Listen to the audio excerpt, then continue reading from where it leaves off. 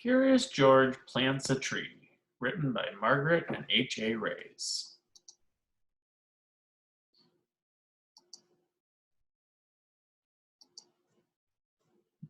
George was a good little monkey and always very curious. Today was a good day to be curious. The man with the yellow hat was taking George to the Science Museum. The museum was one of George's favorite places. There was always something new to see and interesting to learn. Often there was a special exhibit. George wanted to know what it was today, but first he had to make his favorite museum stops: the rocket room, the mirror maze, and the butterfly space. Finally, George and his friend made it to the special exhibits room. The sign read, "How you can take care of our planet." George learned many new things: how all people, animals, plants, air, and water on the planet make up the environment, how trees help keep the air clean, and how people can help protect the environment from pollution and too much trash. George had a great time and didn't get into any of his usual mischief. As he and his friend were leaving, they bumped into the museum director. Dr. Lee looked happy to see him. "How is my best monkey visitor?" Dr. Lee asked George. "I'm so glad I ran into you. I wanted to tell you what we're having. I wanted to tell you that we're having a Green Day rally tomorrow at the park." George was curious. Whatever a rally was, he was sure that the park was a good place to do it. "We're going to plant a truckload of trees and collect used paper for recycling," Dr. Lee explained. "We didn't have much time to advertise, but we need lots of volunteers. How would you like to help out?" There was nothing that George liked better than to help. "What a great idea," the man agreed. "We'll be there." That night, George was ready to do his part for the recycling drive. He gathered every newspaper in the house.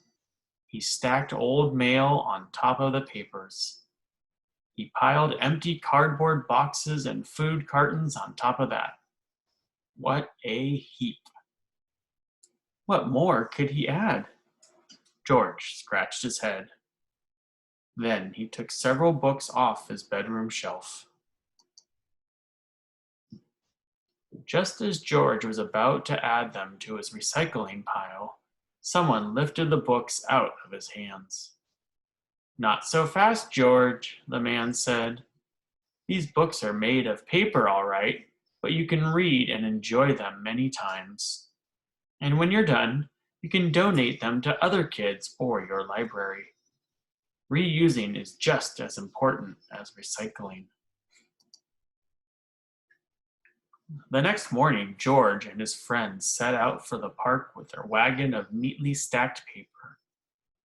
Suddenly, the man stopped and said, "I forgot my gardening gloves. Go on without me, George. I'll be there soon." As George walked down the street, he spotted several newspapers lying about on his neighbor's front stoops. George had an idea. He had lots of room in his wagon. He could recycle all those newspapers. And the newspapers were not the only thing he could recycle. He noticed a stack of paper cups sitting on a table under a tree. Into the wagon they went. So did a pile of magazines and a heap of papers someone left on the sidewalk. George was happy with his great load. At the park, he found Dr. Lee standing under a big banner. "Good morning, George," Dr. Lee said. "I'm so glad you came and brought all your friends. We need lots of help to get the job done." George turned around. He was surprised to see so many faces, but they did not look very helpful. They looked angry. The man with a yellow hat arrived just in time. He explained to their neighbors that George was gathering paper for a good cause. They were no longer mad. They even stayed to help plant the trees. George, you saved our green day, Dr. Lee said with gratitude. These trees will provide fresh air, and each summer we'll have more shade, which means we'll use less water to keep the grass green. Thank you. Being a monkey, George had known all along how important trees were. The end.